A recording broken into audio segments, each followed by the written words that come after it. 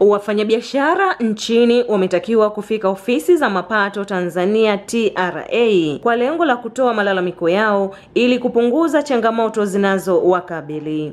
Kauli hiyo imetolewa na Kamishna Mkuu wa Mapato Tanzania Yusufu Mwenda alipokuwa katika ziara ya kikazi mkoani Mwanza. Mwenda amesema kuwa wafanyabiashara wasikae na manung'uniko bali watembelee ofisi za TRA na kuonana na viongozi husika. Makadirio yanatolewa kwa mujibu wa sheria na taarifa zilizopo. Nitoe wito kwa wafanyabiashara wote wa Mwanza na wengine. Makadirio yanafanywa kwa taarifa zao wao na kwa sheria zilizopo. Ikitokea mtu anadhani amekadiriwa makadirio makubwa, ana haki ya kuja ofisini na kueleza complaints zake, atoe sababu. Maafisa wetu watamsikiliza, watakwenda kuangalia biashara yake, watakaa naye, na kama kweli aliwekewa makadirio makubwa, atawekewa makadirio ambayo ni sahihi, na kama yalikuwa sahihi ataeleweshwa kwa nini yale yalikuwa sahihi.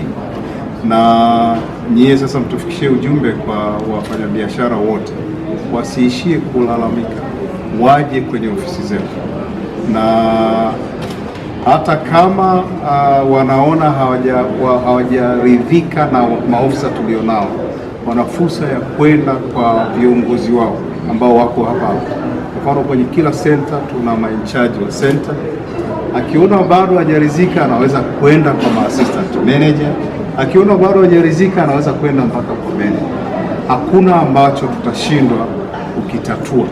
Na nitoe wito kwamba kila siku ya Alhamis, siku zote tunawasikiliza, lakini siku ya Alhamis dedicated leaders wa maeneo husika wapo kwa ajili ya kutatua changamoto na kuwasikiliza waliokuwa. Na wale ambao wanahisi makadirio yao ni makubwa, watumie siku za Alhamis kuonana na viongozi na kueleza kwa sababu ambazo wanaona ni sahihi, na watasikilizwa. Wakishindwa kabisa, tuna kamishna wa DRD yuko, wanaweza kumpelekea, na yeye akishindwa waniletee mimi, sitashindwa.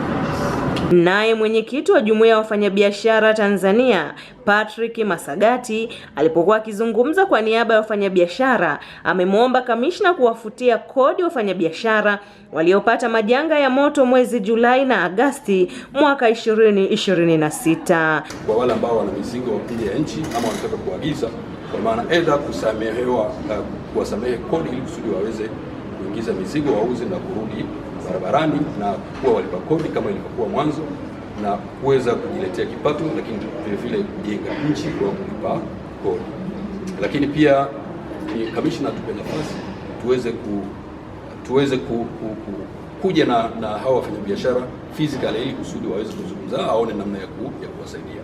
Lakini kwa namna moja ama nyingine, kwa maelezo ya kamishna, tunampongeza, tunamshukuru kwa muda huo mchache ambao ameupata, kwa sababu alikuwa kwenye majukumu mengine, kwamba ameona kuna haja ya kuja kutuona na ametupa pole kwa niaba ya wafanyabiashara wenzetu. Maridhia Ngemela, M24 Online Media.